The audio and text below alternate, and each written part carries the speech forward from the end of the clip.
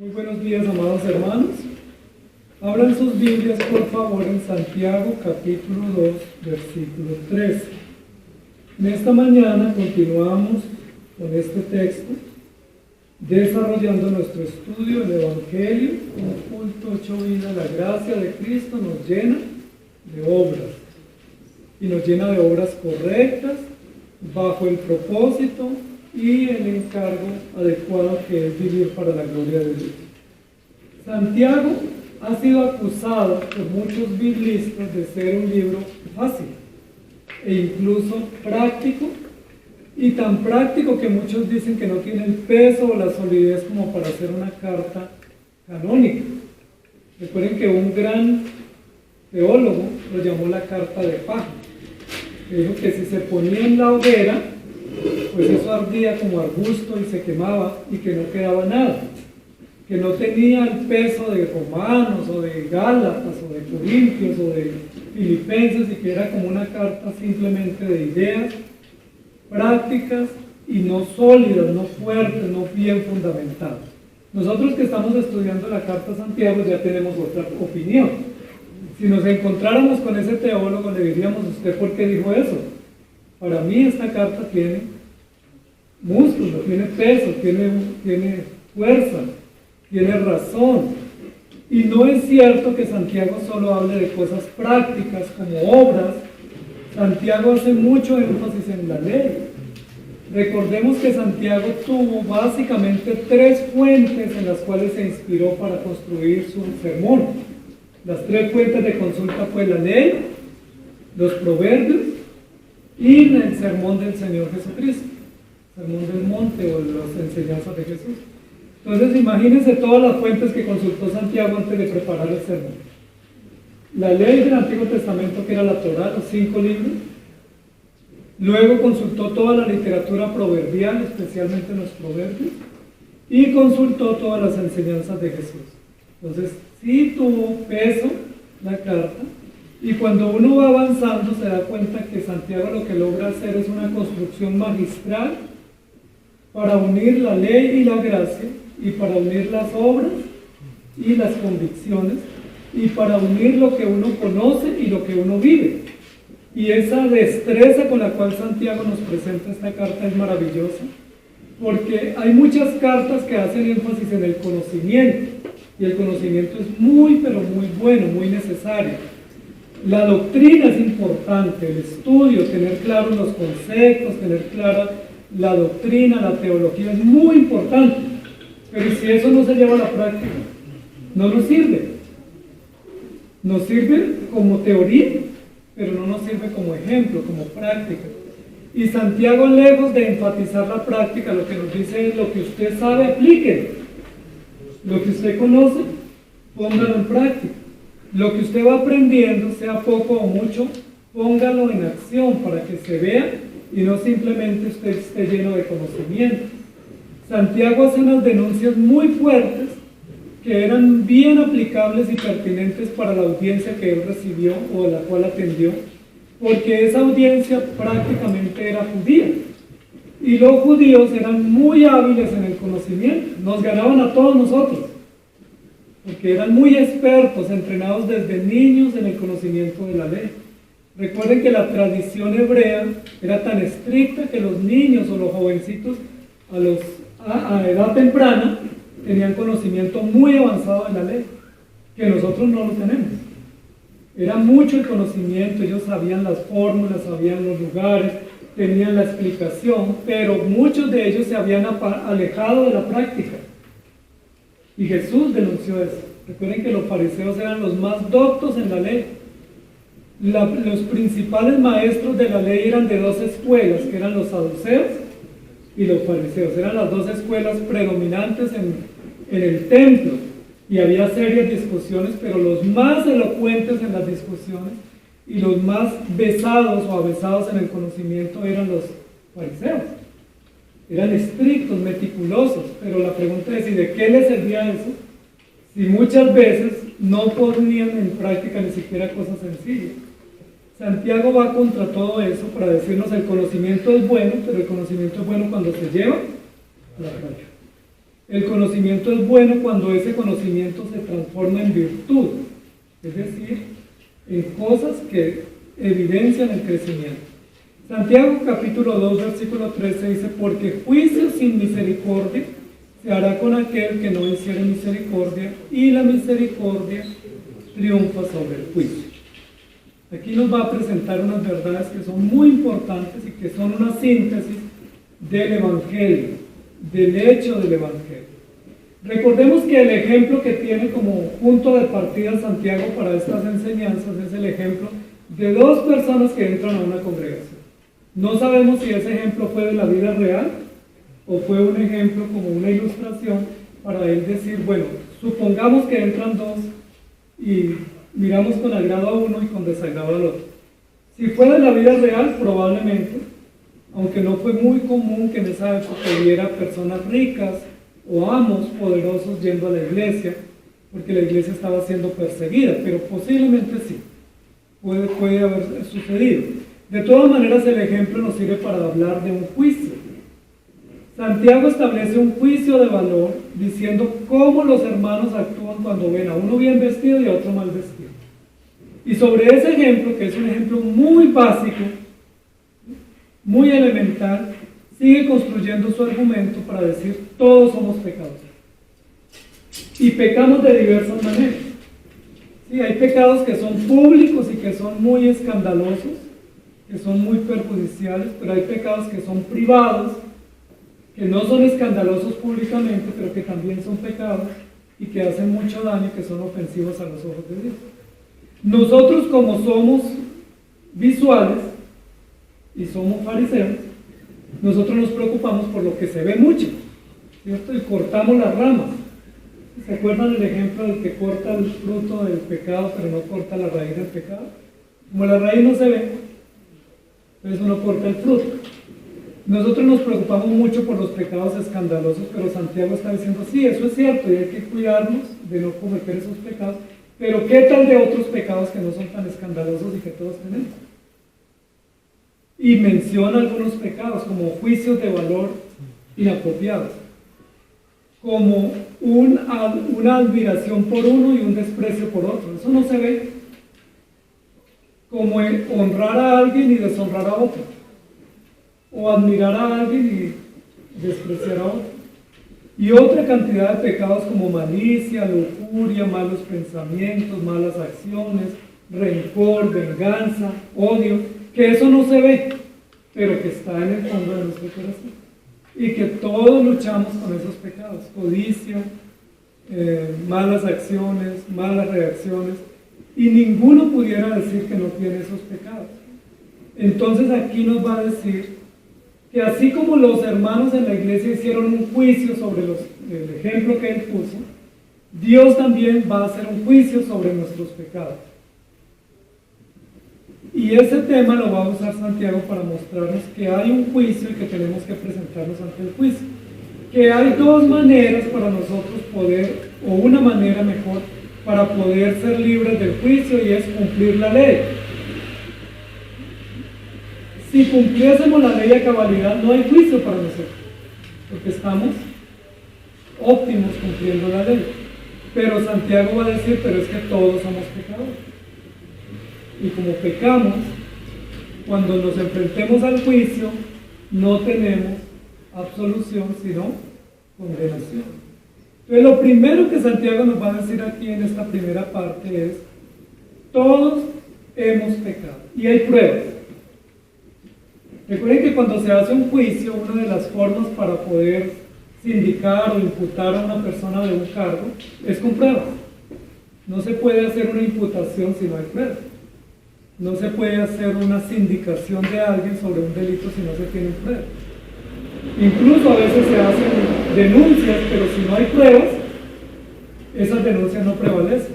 En cualquier juicio se tienen que presentar pruebas, y pruebas completas, amplias, que realmente incriminen a la persona, que nos sirvan para el proceso del juicio. La Biblia lo que está diciendo aquí es: Dios tiene pruebas contra nosotros. Y no podemos refutar esas pruebas, no las podemos embolatar. Y esas pruebas es de que somos pecadores. Y como somos pecadores, tenemos que ir a un juicio. Esa parte no nos gusta, ¿cierto?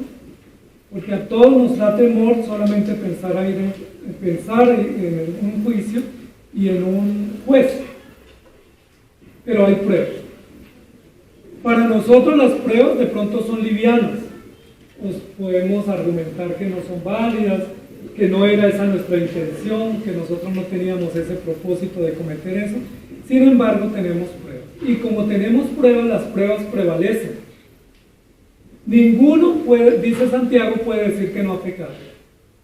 Y Juan lo repite en las cartas. Ninguno puede decir que no ha pecado, porque si dice eso, hace a Dios mentiroso. Ahora uno pudiera decir, pero muéstreme las pruebas.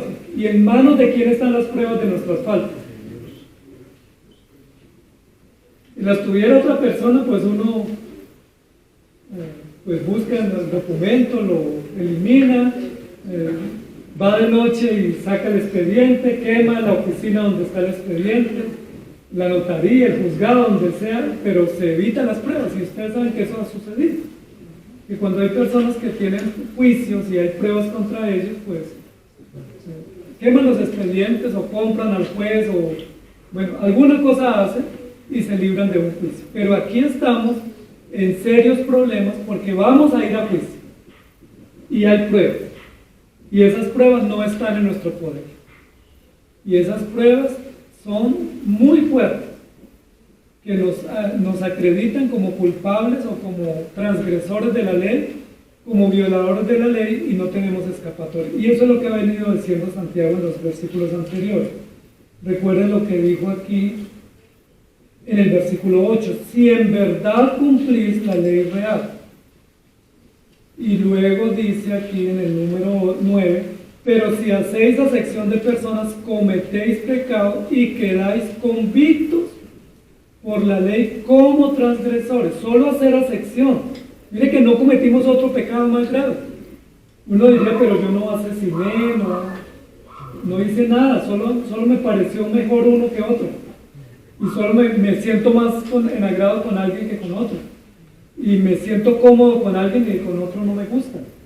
Solo ese detalle, que sería como de gusto, o de agrado, o desagrado, dice el texto, ya quedamos convictos, es decir, culminados a la justicia, es decir, sindicados e imputados por un pecado que se llama acepción de personas o desamor, y quedamos calificados como transgresores, es decir, positivo como transgresor. ¿Quién está libre de esa condición? Mire que aquí no está hablando de lo que llamaríamos nosotros pecados escandalosos, como robarle la propiedad a alguien, cometer una injusticia, un crimen, simplemente tener acepción de personas. ¿Alguno ha cometido ese pecado? De pronto alguno, ¿cierto? Todos hemos cometido ese pecado de que nos sentimos bien con alguien y nos sentimos mal con otra persona. Y con el que nos sentimos bien, pues invertimos tiempo y dedicación y nos sentimos a gusto. Y con la otra persona decimos a metros: no me hable de esa persona, no lo quiero volver a ver. Esa persona me cae mal, me ha hecho daño. Esa persona, que Dios lo tenga bien lejito, que lo cuide pero bien lejos de mí.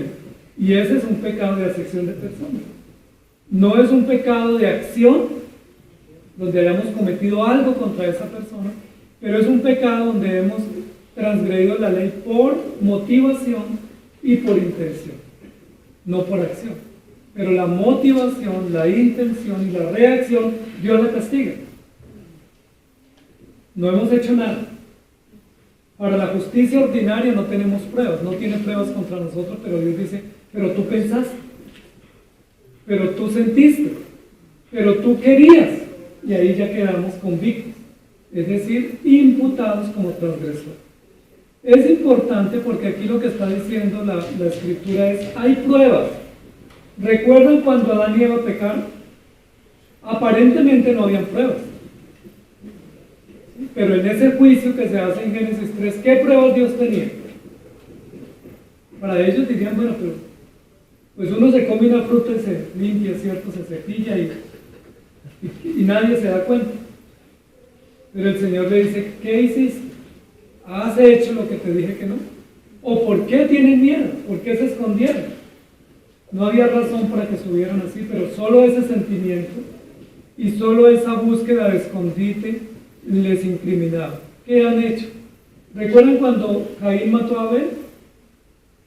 Que Caín, como cualquier asesino, se cercioró de que nadie lo viera, no hubiera cámaras en el sector, que nadie lo observara, botó por allá en un abismo, quizás lo tapó con ramas a su hermano y nadie lo vio. No hay pruebas. Porque ¿qué prueba sería incriminatoria para nosotros? De pronto rastros de sangre, de pronto alguien que vio un testigo, un video, una prenda de la que fue asesinada, pero no había pruebas. El Señor le pregunta a Caín, ¿dónde está tu hermano? ¿Y qué dijo Caín? ¿No?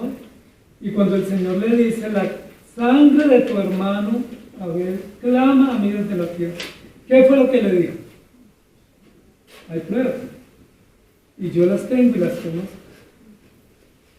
Yo tengo las pruebas, y hay sangre en la tierra, y esa sangre clama, es una prueba, es un testimonio, es una evidencia. Amados hermanos, esa es una de las cosas que nosotros quisiéramos que Dios no tuviera, y es registro de nuestras faltas. Porque incluso a nosotros se nos olvidan las faltas que cometemos. Y a veces cuando alguien nos recuerda, uno dice, ¿en serio? ¿Yo hice eso? No, pero yo no tuve nunca la intención de hacerlo. Pero la Biblia dice que Dios tiene registro de todas nuestras faltas. Recuerden que hay un texto en Apocalipsis donde dice que los libros fueron abiertos. Y los libros, hay un libro de las obras. Y dice Apocalipsis que el libro de las obras fue abierto, y ahí que está registrado en ese libro. Todas nuestras malas obras, todos los cargos que Dios tiene contra nosotros. Me dice, ¿por qué Dios no los olvida? ¿Por qué no los borra? Porque eso hace parte de la justicia.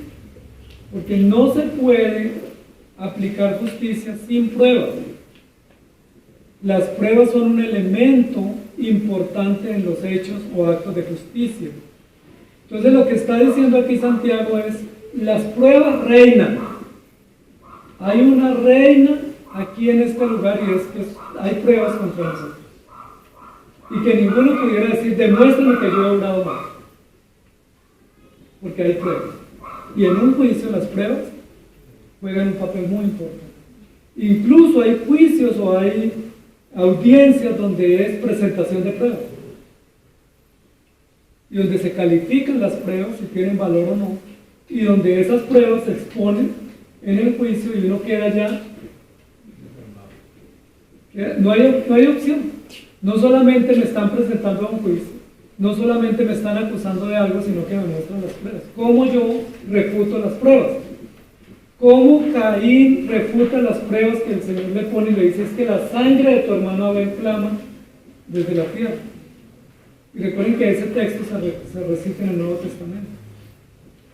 Cuando Ananías y Zafira se presentaron ante el Señor con los discípulos, recuerdan que le preguntan a Zafira después, ¿conviniste con tu esposo en este acuerdo? Y ella que dijo, sí, claro, nos pusimos de acuerdo y eso es lo que queremos. ¿Por qué tentaron al Espíritu Santo? ¿Por qué engañaron? Y había pruebas. ¿Cómo Dios tiene todas las pruebas de lo que nosotros hacemos en oculto? O de lo que no ejecutamos, pero pensamos y sentimos o queremos.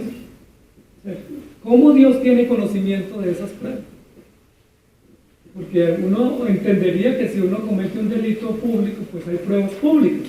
Pero de lo que yo nunca cometí, que incluso yo pudiera decir, sí, Señor, yo lo pensé, pero no lo hice. ¿Qué dice el Señor? Pero lo pensaste, pero lo querías, pero lo deseaste. Y eso ya es una acusación, una prueba. ¿Por qué sabemos eso? Porque la Biblia dice que Dios es omnisciente. Y recuerden que uno de los atributos que al hombre más le ofende de Dios es la omnisciencia. Nos agrada que Dios sea poderoso, nos agrada que sea amoroso, nos agrada que sea generoso, grande, majestuoso, pero nos ofende que sea omnisciente. Porque como Él es omnisciente, sabe hasta lo más secreto, incluso las palabras no dichas, las acciones no ejecutadas las conoce. Entonces lo que está diciendo aquí Santiago es, hay pruebas contra todos nosotros. En eso estamos en el mismo nivel. Ni ricos, ni pobres, ni bien vestidos, ni mal vestidos. Todos aquí estamos convictos como transgresores, y el Señor tiene pruebas, y las pruebas son muy grandes porque son violaciones contra la ley, y eso amerita para que seamos considerados transgresores y también vayamos a un juicio y no tengamos escapatoria. Quedáis convictos como transgresores. Mire que no es como presuntos. Hoy en día existe la figura del presunto. ¿Cierto? Es un presunto y toda la vida no lo pueden juzgar porque es presunto. Y luego se vencen los términos y se hacen audiencias, alegatos, se hacen, preclusiones, anulaciones, todo lo que se puede hacer de artimañas en los juicios, y quedan como honorables muchos cuando son pecadores o transgresores. Aquí dice, no solamente por tener acepción de personas quedamos convictos como transgresores. ¿Y qué merece un transgresor? ¿Qué dice la Biblia? Y si hay pruebas, ¿cómo negamos que no? Ahí está complejo, porque lo que está diciendo Santiago es, todos los que están en la iglesia muchas veces presumen que son inocentes, o presumen que por estar en la iglesia no son pecadores. Y Santiago está predicando diciéndoles, no es así. Porque aún en el culto, no solo pecamos los 6 días en la semana, sino que aún en el culto estamos pecando. Aún cuando nos sirven el almuerzo estamos pecando. Aún cuando vemos a un hermano estamos pecando. Aún cuando estamos ofrendando estamos pecando. Es decir, en todo momento y circunstancia estamos pecando. No siempre de obra, pero muchas veces de pensamiento y de intención. Y eso ya nos hace transgresores. Porque cualquiera que guardare toda la ley, ¿quién la ha guardado toda? Ninguno de nosotros. Pero ofendiera en un punto, ¿quién ha violado solo un puntico? Bueno, hemos violado toda la ley, no solo un punto.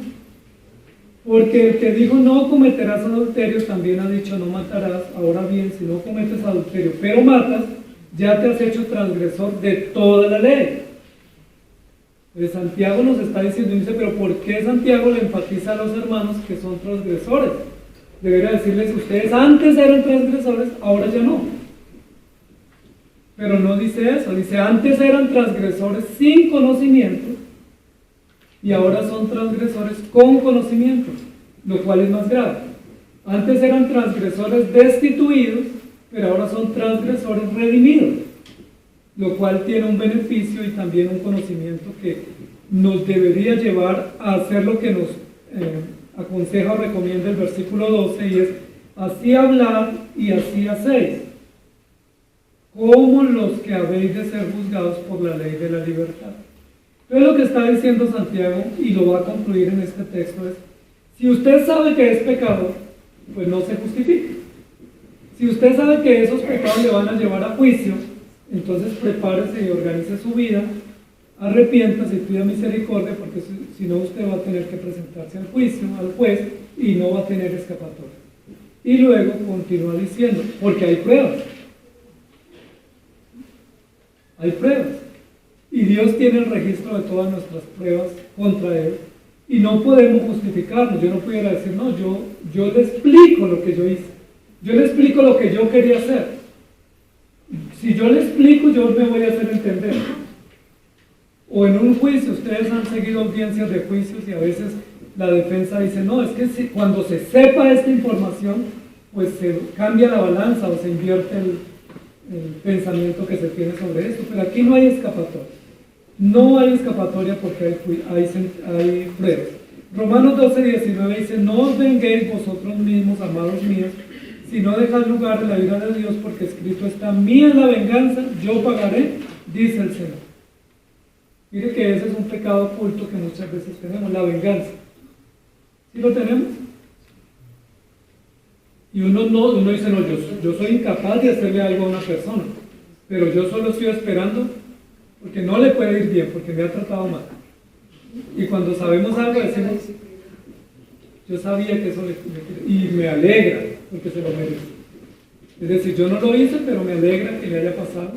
Venganza. Bienaventurados los misericordiosos, dice Mateo 5:7, porque ellos alcanzarán misericordia. Normalmente no somos misericordiosos, somos crueles, somos duros, inclementes, severos. Mateo capítulo 6, versículo 14 dice, porque si perdonáis a los hombres sus ofensas, os perdonará también vuestro Padre Celestial. ¿Cuántos de ustedes son fáciles para pedir perdón? ¿Cuántos de ustedes tienen facilidad, que están entrenados y lo hacen bien? Nos cuesta mucho pedir perdón. Y a veces cuando estamos pidiendo perdón estamos ofendiendo. Bueno, yo vengo a pedirte perdón pues porque tú dices que yo te ofendí, pero pues a mí no me parece. Como tú dices que estás dolido, pues por si acaso. O yo te ofendí, pero es que tú me ofendiste más, pero bueno, pues yo, como soy cristiano, me enseñaron a perdonar. Es decir, agravamos el problema. Casi siempre que vamos a pedir perdón, el problema se agrava porque no perdonamos. Sacamos ahí una artillería que tenemos. Lo que está diciendo la Escritura es si somos vengativos, si somos sin misericordia, si somos crueles, si somos rencorosos, pues esos son pecados gravísimos. Tan graves como un adulterio y tan graves como un asesinato. Porque la Biblia dice que cualquiera que no mata a alguien con un arma, pero lo mata en su corazón, por odio, venganza o rencor, es un asesino. Es decir, que tenemos una cantidad de asesinos acá. Yo soy el primero. Porque uno muchas veces dice con esta persona, no quiero volverme a encontrar nunca más. Y uno tiene las razones, ¿no? Porque me ha hecho esto, y todas las razones de uno son válidas. Para uno son justas, pero Dios, ¿qué dice? Puede que para ti sean justas, pero eres un transgresor. Y los transgresores van a juicio. Entonces, la primera parte es que las pruebas que Dios tiene son pruebas reinas. Es decir, que no se pueden negar, que no se pueden esconder, y que Dios con esas pruebas nos va a juzgar. No pudiéramos decir que son pruebas hechizas, que son pruebas alteradas, son pruebas reales. Lo segundo que va a decirnos aquí la Escritura es, como hay pruebas, ¿qué merecemos? Castigo. Porque hay pruebas. Las pruebas son la evidencia de que somos transgresores. Ese es el juicio, se tiene que ir a juicio. Y en el juicio, ¿cómo vamos a quedar? Si hay pruebas. No pudiéramos decir, no, yo soy amigo del juez, o yo llevo una fianza, o yo tengo ahí cómo negociar. No, somos culpables y en ese juicio vamos a ser condenados, porque todo el alma que pecare, dice la Biblia, morirá. Y Dios tiene las pruebas. Entonces aquí lo que está diciendo Santiago es, si Dios tiene pruebas contra los de afuera, pues también tiene contra los de adentro. Y Dios está interesado en que nosotros, los que estamos en la fe, reconozcamos que esas pruebas son reales, que somos pecadores y que vamos a ir a juicio y que necesitamos ponernos a cuenta. Los de afuera están ignorando el juicio de Dios, pero en el juicio tenemos que prepararnos para saber qué vamos a hacer. La Biblia nos va a presentar todo el camino y Santiago nos dice, pero juicio sin misericordia se hará para aquel que no hiciere misericordia. Juicio sin misericordia. Lo que está diciendo Santiago es, hay dos maneras de ir al juicio. Usted decide cómo quiere ir. ¿Usted va con misericordia o sin misericordia al juicio? Con misericordia sería como un abogado defensor. Un abogado defensor que tenga la capacidad de presentar defensa y resolver el tema de las pruebas contra nosotros, del acta que está contra nosotros. El abogado defensor no puede decir, no, esas pruebas no son reales. No, el abogado sabe que son reales. Él ya las validó y están aprobadas. Ya están en el juicio y fueron aceptadas. ¿Qué capacidad debe tener el abogado? No es hacer un engaño, no es invalidar las pruebas, es decir, son válidas, pero presentar una defensa adecuada a favor de los que Él va a defender. ¿Cómo les gustaría a ustedes el juicio? ¿Con misericordia o sin misericordia? Con misericordia, claro.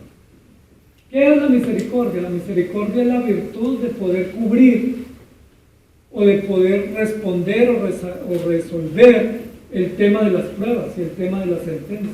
Esa es la misericordia. Ok, todos ustedes me dijeron que quieren un juicio con misericordia. La pregunta es, ¿cómo hacemos nosotros los juicios?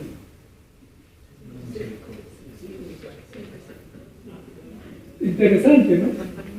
Porque ahí nos estamos incriminando. Yo quiero que me traten con misericordia, pues claro que sí. Yo requiero y demando de ustedes y de Dios misericordia. Pero cuando yo tengo que hacer el juicio hacia el otro, ¿cómo lo hago? Normalmente, ¿cómo lo hacemos? Ah, no, olvídese que se la voy a pasar por alto. Serio van dos. Olvídese que le vamos a dar suave, le tenemos que dar es duro. Olvídese que vamos a tratarlo con compasión. Es que, mire, es que esto es para que sientan. Y así son. Y así eran los fariseos. Y así eran los judíos ortodoxos del primer siglo. Y así eran los creyentes a los cuales Santiago les estaba diciendo. Mire, los creyentes que están recibiendo la carta se atrevían a decir que ellos no habían pecado. Y Santiago les está diciendo que sí. Y ellos decían, pero ¿cómo? No hemos adulterado ni hemos asesinado. Y Santiago les dice, pero acaban de entrar dos personas a la iglesia y vieron con agrado uno y otro con desagrado. Ahí rompieron toda la ley. Y como rompieron la ley, merecen juicio. Y eso es lo que el Señor nos está diciendo. Entonces, amados hermanos, el que obra sin misericordia, recibe juicio sin misericordia.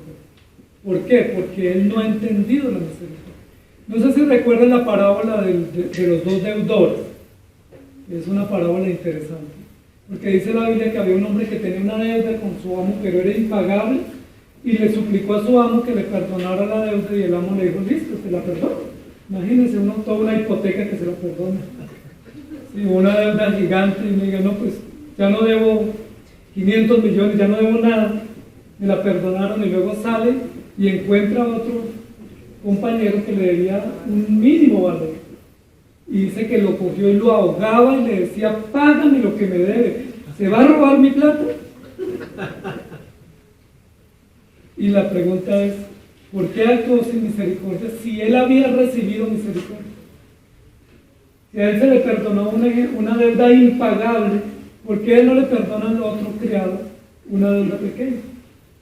Y ese ejemplo de la deuda es muy interesante porque aquí habla de la misericordia como una deuda, como un asunto de que estamos en bancarrota y que el Señor nos perdonó y tuvo misericordia de nosotros. La pregunta entonces es, ¿por qué somos inmisericordios si Dios es misericordioso con nosotros?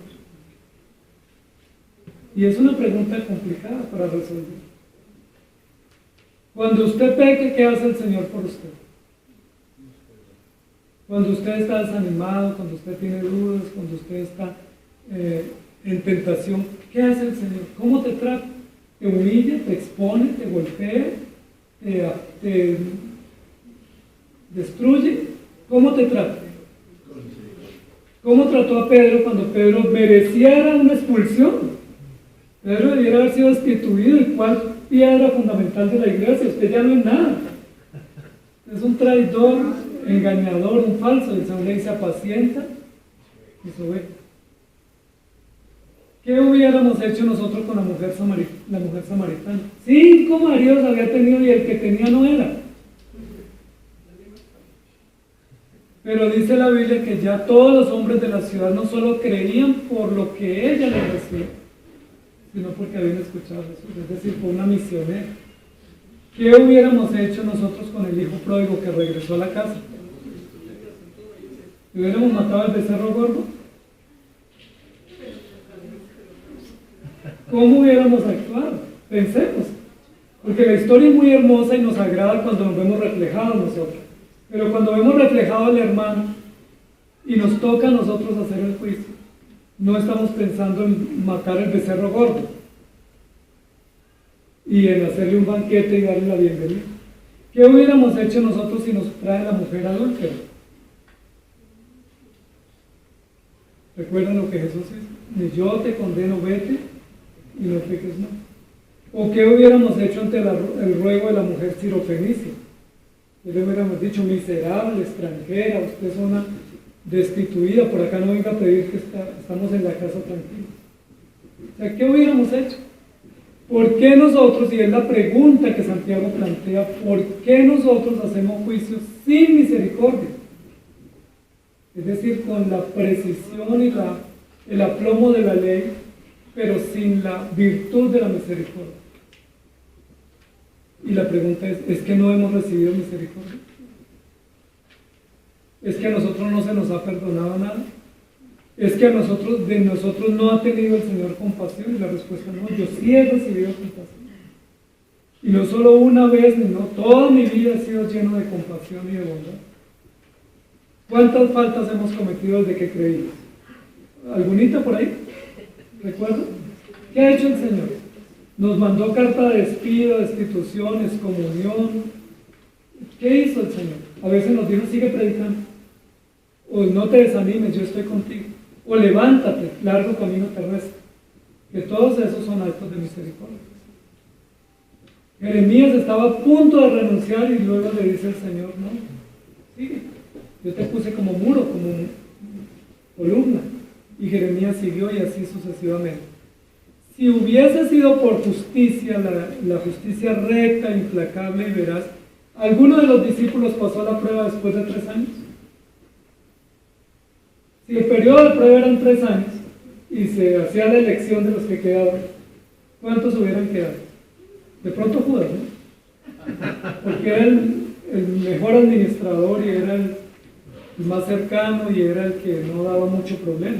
Tenía buenas ideas de cómo administrar el dinero. Pero todos quedaron, y uno dice, ¿por qué? O sea, ¿por qué quedó uno que era incrédulo, el otro que era impetuoso, los hijos del trueno, uno que era cananista o insurgente antes de Cristo? O sea, ¿por qué siguieron siendo discípulos? ¿Por qué luego revolucionaron el mundo con su predicación? ¿Cómo lo hicieron? ¿Quién tuvo compasión de ellos? ¿Quién les dio una oportunidad más? Siendo tan malos. Imagínense los hijos del trueno, bochinchosos, impetuosos, intemperantes, y el Señor los puso ahí, fueron grandes predicadores. ¿Quién confió en ellos? ¿Cómo los trató el Señor a ellos? Con misericordia. Pero ¿cómo ellos trataron en algunos casos a otros? Sin misericordia.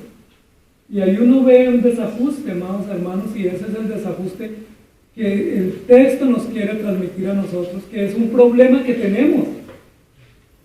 Nosotros no tenemos problema de conocimiento, el conocimiento nuestro está muy bueno, es excelente. Nosotros no tenemos problema en aplicar la norma porque sabemos la norma. Pero ¿sabe dónde tenemos problemas? ¿Sabe dónde está la fractura? En que cuando vamos a aplicar la norma, pensamos es en ser severos con el otro y no pensamos en, bueno, él es hijo de Dios. Si es hijo de Dios, ¿quién lo defiende? Si es hijo de Dios igual que yo, también recibió misericordia. Y si él, aunque no haya recibido misericordia, pero yo recibí, ¿cómo lo debo tratar? Conforme yo he sido tratado. Pero eso en la teoría es perfecto, eso en la fórmula la sabemos, la ecuación. Pero cuando uno va a aplicar, y a veces uno se queda pensando, ¿será que se me fue la mano? Pues claro, porque no hemos actuado con misericordia. Y solo tenemos un ejemplo muy elemental, y es 2 personas en la iglesia, uno con buena ropa y otro con mala ropa. Y sobre eso ya hay un juicio donde se está actuando sin misericordia. Luego los 2 que llegaron no eran pecadores. Luego los 2 que llegaron, si eran creyentes, no eran redimidos, indistintamente de cómo vinieran vestidos. O sea, no importa cómo venga vestido el sujeto, es pecador. Y si es pecador, necesita la gracia de Dios y la justicia y el trato con misericordia. Ahora, todos los que estamos acá, que ya pertenecemos a la iglesia, hemos recibido misericordia. Eso nos tiene acá en la iglesia. O sea, estamos aquí porque hemos recibido misericordia. Por eso estamos acá. Si no, estuviéramos en otro lugar. Entonces, si usted ya es un recipiente de la misericordia de Dios, un vaso de la misericordia, si usted está feliz y satisfecho con la misericordia y la compasión que ha recibido, ¿cómo debe tratar a otro? ¿Y cómo debe verse usted mismo? Y miren lo que dice acá, la misericordia triunfa sobre el juicio, y eso es encantador. Es decir, al final del día, ¿qué triunfan? ¿Las pruebas? ¿La sentencia? ¿O la misericordia? O sea, ¿cuál es el resultado de este juicio? Hay que hacer juicio, porque somos pecadores.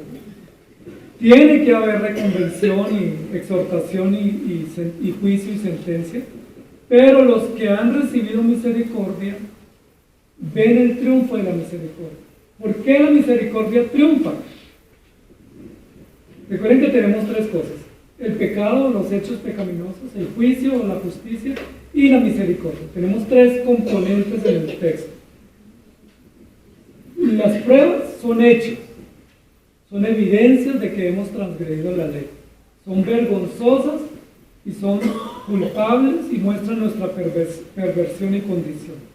La justicia es el resultado para vencer las pruebas. Es decir, cómo se vencen las pruebas o cómo se tratan las pruebas en un juicio, para dar un resultado y un veredicto.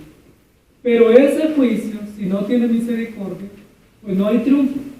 Porque el triunfo del juicio es que haya misericordia. ¿Por qué? Porque la misericordia es la virtud. De los tres elementos, el único que es virtuoso es la misericordia. Y la misericordia es la reina de las virtudes. Es decir, es la que muestra toda la grandeza de las virtudes, porque es la compasión, es el amor de entrega, es el sacrificio, es el yo no te condeno, es el vete y no peques más, es el yo estoy contigo, no te dejaré ni te desampararé. O en el caso de Pedro, apacienta mis ovejas. Yo creo que Pedro, cuando se encontró con Jesús allí, estaba esperando una sanción bien severa, posiblemente preparando su maleta para ser destituido del grupo de los discípulos, probablemente alistando la red diciendo: ahora me toca volver a comenzar mi emprendimiento que desatendí hace 3 años y volver a emprender la pesca, porque pues ya qué más hay, la embarré. Y le dice al Señor, el Señor lo llama y él le dice: Pedro, solo quiero saber si me amas. Y luego le dice: bueno, entonces apacienta mis ovejas. Y uno dice: esto es extraordinariamente maravilloso, magistral, majestuoso. ¿Qué triunfó ahí en este caso? ¿Triunfó la prueba, el pecado de Pedro? ¿Triunfó el juicio contra Pedro o triunfó la misericordia? Y Pedro se volvió de ahí en adelante un elocuente predicador, porque la Biblia dice que al que más se le perdona, más ama. Que el que más recibe misericordia, más entiende la misericordia y más puede tratar con misericordia a otro. Misericordia. La misericordia es la reina de las virtudes, porque muestra la totalidad del juicio. No fue que se pasó por alto. Alguien diría: pero no fue juzgado Pedro. Sí fue juzgado, fue confrontado, de hecho más duro, porque cuando el jefe, en lugar de despedirte, te dice: te voy a dar otra oportunidad, ¿usted qué piensa? Cuando usted ha cometido la peor falta, y usted sabe que esa falta significa que lo van a echar de la empresa, y va a la empresa, el jefe lo llama, le dice: tenemos que hablar, y cuando usted diga, le dice: ¿qué fue lo que hiciste? No, pues yo hice esto. Bueno, ¿y qué tiene que hacer? Bueno, pues yo sé que me van a despedir. No, te voy a dar otra oportunidad. ¿Qué piensa uno? Pues es genial, ¿sí? Porque yo iba preparado, yo ya estaba buscando trabajo, pero el jefe me dijo que había otra oportunidad. Pero es lo que el Señor hace siempre con nosotros. Y ahí hay justicia, porque el pecado se trata, las pruebas se vencen, se da una absolución, se da una intervención adecuada y hay una defensa poderosa a través de Cristo que nos trata con misericordia. Amados hermanos, lo que Santiago nos está diciendo acá es: cada vez que hacemos juicios estamos pecando, pero cada vez que hacemos juicios así tan aparentes como este juicio de estas personas que llegaron a la iglesia, nosotros lo que estamos es acreditando juicios sin misericordia. cuando debiéramos hacer juicios con misericordia para que seamos tratados de la misma manera. Por eso dice, mas si no perdonáis a los hombres sus ofensas, tampoco vuestro Padre os perdonará vuestras ofensas. No nos gusta que nadie nos juzgue por apariencia. Y cuando alguien nos juzga y nos dice, es que tú eres esto, dice, no, yo no soy esto, pero es lo que parece, bueno, nos está juzgando mal. Pero sí juzgamos a otros por apariencia. Y juzgamos de forma equivocada. Mateo 7:1 dice, no juzguéis para que no seáis juzgados. Y en Mateo 25:34 dice, entonces el rey dirá a los de la derecha, venid benditos de mi Padre, heredad del reino preparado para vosotros desde la fundación del mundo. Y recuerden que Mateo 25 está en el contexto de tuve hambre y me diste de comer, tuve sed y me diste de beber. Y ellos dicen, pero ¿cuándo te vimos así? Dice, cuando lo hiciste a alguien de los más pequeños, también lo hiciste. Es decir, misericordia. Cuando la Biblia dice que el que da un vaso de agua no pierde la recompensa, lo que está diciendo es quien da un vaso de agua a un sediento está teniendo un acto elemental de misericordia. Es elemental, pero ese acto elemental te garantiza un resultado o una promesa de bendición. ¿Qué tan misericordiosos somos, hermanos? ¿Qué tan crueles? Eso está la vara alta. Sí, pero ¿qué tan misericordiosos somos?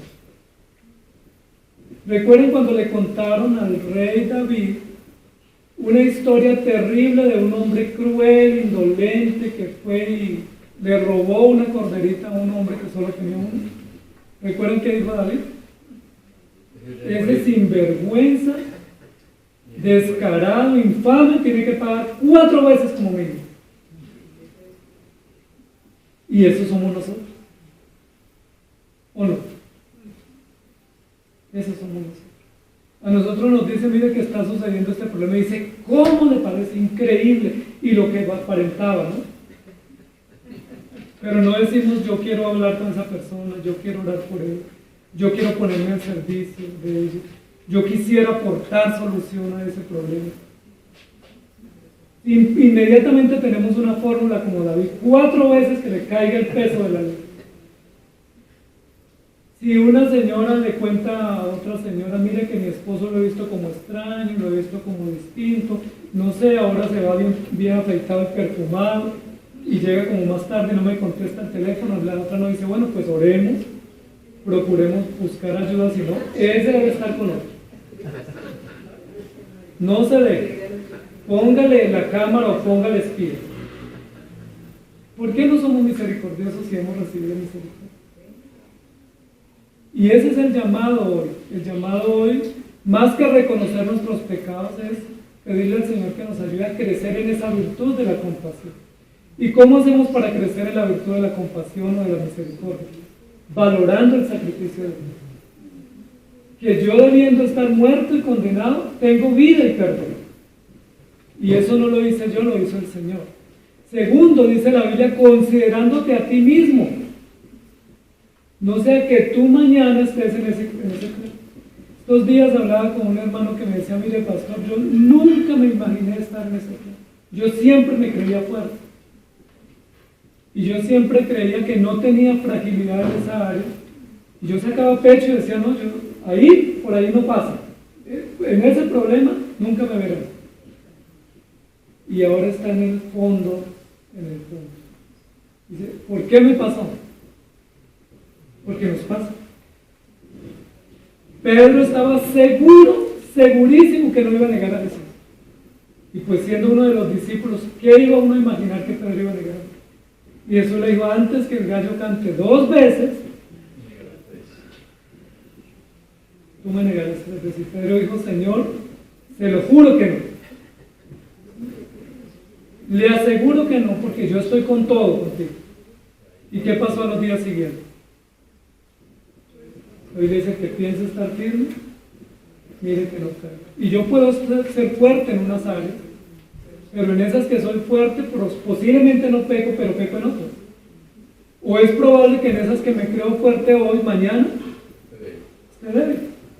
¿Y qué dice la Biblia? Los que son espirituales soporten las debilidades de los más frágiles O los que están más firmes ayuden a los que están más débiles, pero ayudados los unos a los otros.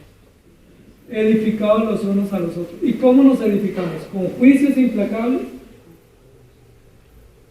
Yo siempre he puesto el ejemplo. Si un hermano se desanima y no viene a la iglesia y luego regresa, ¿cómo lo tratamos? ¿Se acordó la dirección? ¿Se volvió a acordar que usted era hijo de Dios? ¿Volvió a encontrar el lugar de venir? Pues eso le cierra la puerta al hermano. ¿Cómo lo tratamos? Qué alegría verlo, ¿no? Qué bueno verlos regresar. Y acá estamos para servir. Pero a veces somos tan injustos y cuando vemos al hermano decimos, ¿y usted qué viene? Si ya lo sacamos del libro de membresía, ya usted no tiene puesto acá, no hay almuerzo para usted porque usted se margina. Por eso dice la Biblia que hay más alegría en el que llega que en el que se va. Y que hay fiesta cuando un pecador se arrepiente. Pero a veces a nosotros nos duele cuando un pecador se arrepiente. Así le pasó al hermano mayor del hijo pródigo, del hermano pródigo, que cuando el hermano se arrepintió él estaba furioso. O sea, hubo problema en la casa porque llegó el hermano. Increíble, ¿no? Sin misericordia. Y acusó al papá. Y le dijo, es que usted a mí no me considera, pero a este sinvergüenza sí lo considera. ¿Dónde está la misericordia? Y yo quisiera que pensáramos eso, amados hermanos, porque es muy probable que ese sea el mayor problema que estamos teniendo como iglesia. Si todos nos consideramos pecadores, ahí estamos bien, el diagnóstico está bien hecho. Todos tenemos buen conocimiento y ese conocimiento es bueno y nos sirve, tenemos doctrinas claras, pero ¿cómo está nuestra práctica? Y a veces en pequeños detalles. Que el Señor nos ayude. Pablo muchas veces dijo, ayúdenme a orar por mí. Y Pablo, aunque era un coloso del Evangelio, un gran predicador, pues la Biblia registra pecados de Pablo. Y él mismo lo dice, yo soy el mayor de todos los pecadores. Y recuerden que cuando tuvo una situación complicada, le oró a Dios que le quitara y el Señor le dijo, yo no te la quito para que no te envanezcas. Era el polvo a tierra. ¿Qué le puso? Un aguijón, dice la Biblia. Algo que era muy doloroso y humillante, pero que era el polvo a tierra. Dice, para que no se enorgullezca o ensoberbezca demasiado. Amados hermanos, a veces pensamos que no vamos a cometer ciertos pecados y los cometemos. Y a mí me llama mucho la atención la vida de David. Recordemos que David fue un hombre muy, pero muy ejemplar cuando fue joven. Y a medida que pasaron los años, se fue apartando y fue dándose licencia. Entonces lo que la Biblia nos está diciendo es, solo hay misericordia para quien ha recibido misericordia. O para quien entiende la misericordia y se pone en el lugar del que está en pecado. Y comprende que hoy es él, pero mañana puedo ser yo. Yo hoy puedo estar sano, pero mañana puedo estar enfermo. Hoy puedo estar libre de tentación, pero mañana puedo estar caído. ¿Qué dice la Biblia con los que caen? ¿Qué hay que hacer? Tiro de gracia. ¿Qué hacemos con la perniquebrada? ¿Recuerdan? Un tiro de gracia y ya estoy partida no sirve. Dice no, hay que tomarla en brazos, dice la Biblia, y restaurarla. ¿Y quién hace eso? El Señor a través de nosotros. Los que somos padres sabemos que muchas veces nuestros hijos han tenido accidentes o enfermedades y cómo acompañamos los procesos de sanidad o restauración de nuestros hijos. ¿Cuánto tenemos que invertir? Que nos cambian los hábitos en casa por muchos meses o semanas, ayudando a que ese hijo se recupere de una cirugía, se recupere de una fractura, meses, años cuidando para que pueda caminar. Pero a veces en la iglesia no tenemos la paciencia de que un hermano está perniquebrado y que bueno, está luchando y hay que orar por él y tener misericordia. Mateo 25:31 dice, cuando el Hijo del Hombre venga en su gloria y todos los santos ángeles con él, entonces se sentará en su trono de gloria con los redimidos a quienes les dijo, venid benditos de mi Padre. Amados hermanos, Dios nos restaura porque Él es soberano, pero sería bueno que nos restaurara también con el apoyo y compañía de los hermanos. Pero a veces nos toca restaurarnos solitos porque los hermanos que debieran apoyarnos o consolarnos están muy ocupados juzgando o señalando. ¿Se acuerdan cómo le pasó a Jeremías? Jeremías estaba en una angustia terrible, estaba en una decepción terrible. Dice la Biblia que todos los que debían ayudarlo a él, se habían sentado en la gradería. Estaban en la gradería diciendo, ¿será que va a aguantar o no? Yo creo que ese se va a caer. Yo creo que ese no aguanta. Pero debían extenderle la mano y ayudarlo. Y así a veces nos pasa, hermanos. Cuando un hermano o una familia tiene calamidad en su vida o tiene una condición de pecado, todos nos apostamos a la orilla de decir, yo creo que ese ahora sí se va a la iglesia. Yo creo que ese de esta no se levanta. Cuando debiéramos decirle, hermano, cuenta conmigo. Acá estoy. Yo he recibido misericordia, te voy a tratar con misericordia. Segunda de Samuel 22:26 dice, con el misericordioso te mostrarás misericordioso y recto para con el hombre íntegro. Salmo 18:25, con el misericordioso te mostrarás misericordioso, un pasaje paralelo. Con el misericordioso. ¿Y quiénes son los misericordiosos? Los creyentes. Todos los que estamos aquí ya alcanzamos misericordia. Entonces, ¿cómo nos debemos tratar? En todo el sentido del término. En todo el sentido. Hay iglesias donde se aplica más la vara que la misericordia. Y uno dice, bueno, necesitamos misericordia. Porque la reina de las virtudes es la misericordia. Y la misericordia triunfa sobre el juicio. Yo puedo sacar pecho diciendo, mire, le dijimos todo lo que le íbamos a decir y le aplicamos la ley y somos severos. Pero eso no dice más de lo que hace el mundo. No nos diferencia de los fariseos. ¿Qué nos diferencia del mundo? La misericordia. No ser cómplice, no pasar por alto, pero tratar con misericordia. La Biblia dice, si 7 veces cae el justo, la pregunta es, ¿estamos dispuestos a restaurar al hermano 7 veces o qué decimos? El primero fue descuido, el segundo ignorancia, el tercero vicio. ¿O estamos dispuestos a restaurar si ese hermano nuestro cayera 7 veces, como dice la Escritura? Es un llamado de atención que la palabra nos hace para que tengamos cuidado y para que caminemos en el Señor. Lucas 6:36, sed pues misericordiosos, como también vuestro Padre es misericordioso. En el ejemplo del hijo pródigo, el padre fue misericordioso con sus 2 hijos. Pero al hermano mayor le parecía que había sido más misericordioso con el hermano e injusto con él. Mateo 9:13 dice, id pues y aprender lo que significa misericordia quiero y no sacrificio, porque no he venido a llamar a justos sino a pecadores al arrepentimiento. Y ese es el llamado, váyanse de aquí hoy para que aprendan qué es misericordia. Y recuerden que el Señor nos contó una parábola. ¿Quién es el que hizo o tuvo misericordia del prójimo que cayó en manos del ladrón? ¿Se acuerdan?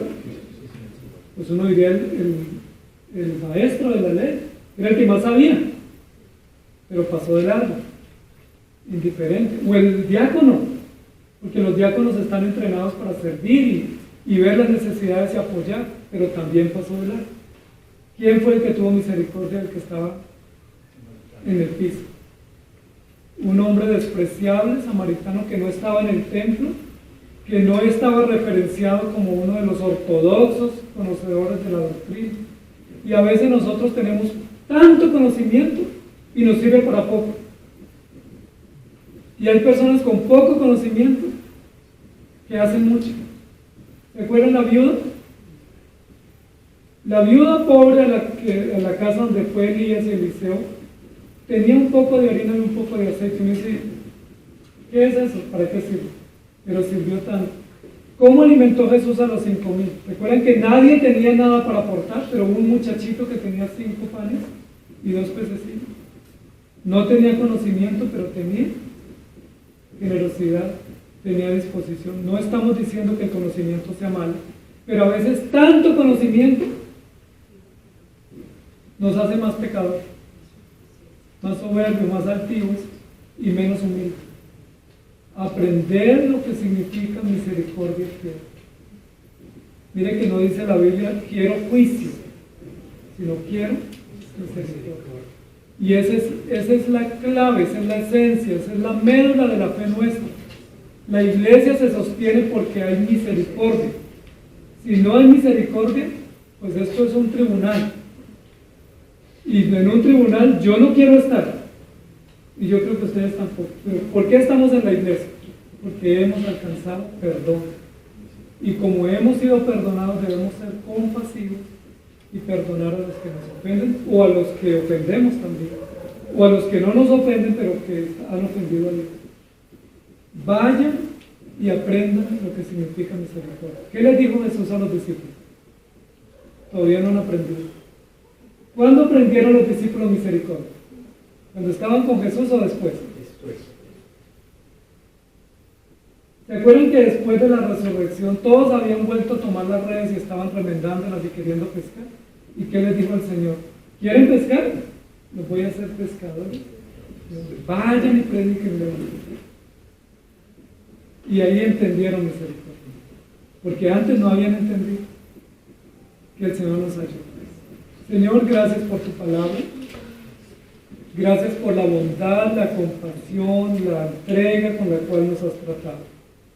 Siendo nosotros pecadores, siendo nosotros merecedores de juicio, teniendo tus pruebas tan contundentes contra nosotros, siendo tú tan justo, tan severo, lo único que merecemos es morir, incluso ya, quedar fulminados, caer aquí muertos, todos, porque todos te hemos ofendido tanto, y porque no nos hemos arrepentido en verdad.